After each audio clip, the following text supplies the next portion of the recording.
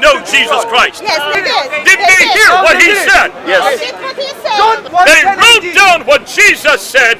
They wrote down what Jesus said. They wrote.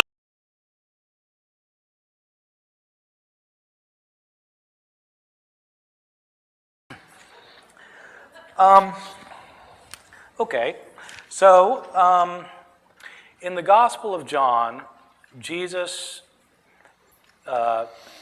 says a lot of I am sayings, very famous sayings.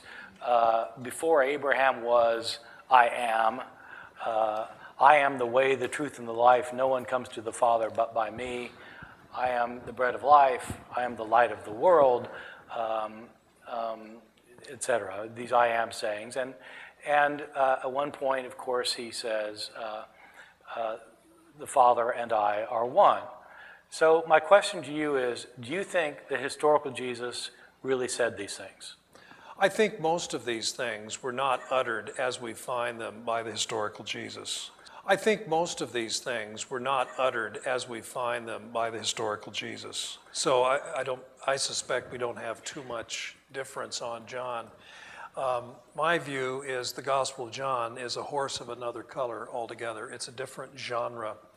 John is often compared to the wisdom literature. It's like wisdom is personified.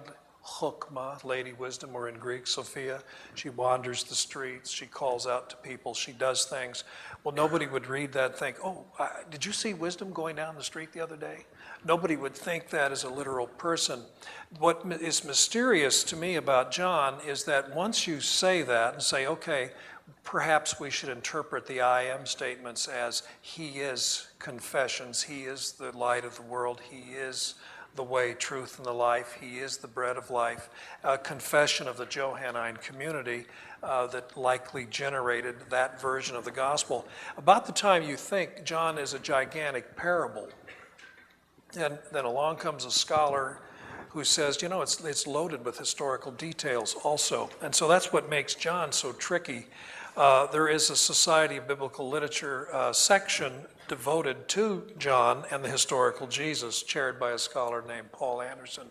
So that's probably more answer than you want, but I don't disagree with you too much on that point. No. I think John is studded with historical details. Yeah. Maybe you called them nuggets. That's not a bad way of describing John. Okay. But I think the synoptics are more than just some nuggets. Okay, so let me just add to pursue it then. I mean, John, I think both of us are agreeing that John is not historically accurate. It's theologically been probably the most important of the Gospels, I would say, historically, and people relish the theological. But in terms of its historical accuracy, if you were there, you would not have heard Jesus say these things, probably. It's a later theological reflection. Not in so many words, not like that. No, okay. I don't think so. So if we toss John out, what about... We're not tossing John out, but... And by the way, Bart, I object to saying it's not historically accurate. Well, if something that isn't exactly historical, how is it not historically accurate? It'd be like saying, you mean the parable? The parable was a fiction that Jesus told? It's not an actual event? You mean it's not historically accurate? Right. Well, we would have to argue what John was intending to produce, whether he was That's exactly what the question is. And we have no access to his intentions. And that's and that's true for anything from antiquity, I suppose. Okay, so but that's why we do exegesis. All right, so if we agree that John is not historically accurate, which one of the Gospels is?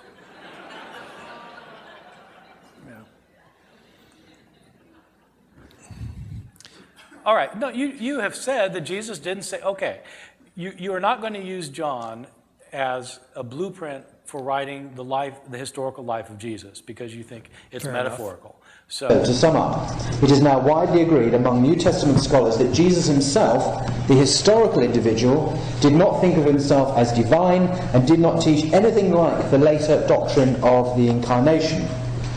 The New Testament sayings in which Jesus seems to claim divinity, such as he who has seen me has seen the Father, I and the Father are one, I am the way, the truth, and the life, no one comes to the Father but by me, are all in the Gospel of John, and it is widely agreed they cannot be responsibly attributed to the historical Jesus, but are words put into his mouth by a later Christian writer around the end of the 1st century, some 70 or so years after Jesus' life.